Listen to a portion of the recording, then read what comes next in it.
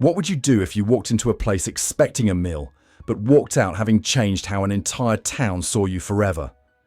Sometimes respect isn't given, it's demanded with quiet strength.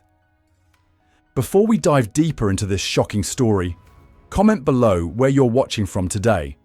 And if you value stories that reveal the truth about resilience and standing up for what's right, don't forget to hit that subscribe button for more powerful narratives.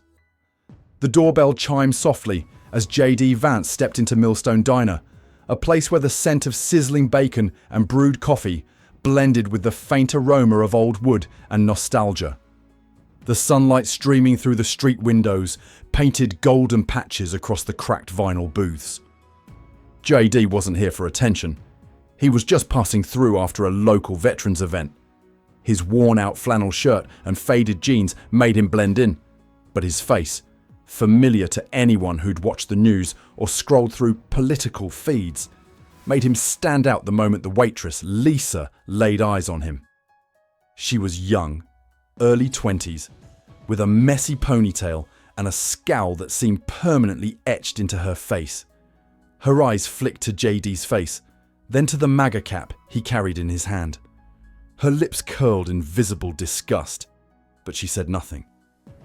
JD took a seat at the corner booth, the one by the window where the jukebox occasionally sputtered out a half-hearted tune. He set his cap on the table and picked up a menu, but Lisa never came over. He waited, patiently at first, then glanced around to see her serving the table next to him. Twice. When JD finally caught her eye and gave a polite wave, Lisa strolled over, arms crossed. "We don't serve people like you here," she said, her voice loud enough for the nearby tables to hear. Conversations died down. Forks clinked against plates. All eyes turned toward the corner booth.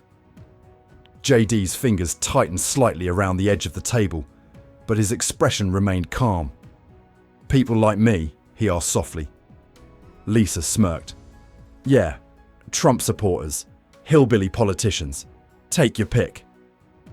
The room held its breath, waiting for the explosion, the shouting match, the confrontation they all expected. But JD simply stood, leaving a crisp $20 bill on the table. "Thanks for your hospitality," he said quietly, before turning to leave. JD didn't storm out. He walked slowly, deliberately, past tables of wide-eyed diners and embarrassed regulars. By the time he reached the door, the diner's owner, an elderly man named Frank, emerged from the kitchen, wiping his hands on a grease-stained towel. "Vance!" Frank's voice rang out, cracking through the silence. "Hold on a second." JD turned back, hands in his pockets, his expression unreadable. Frank's eyes swept over the room, landing on Lisa. "What the hell is going on here?" Lisa's bravado cracked under Frank's glare. I just thought..." Frank didn't let her finish. "This diner's been here for 50 years.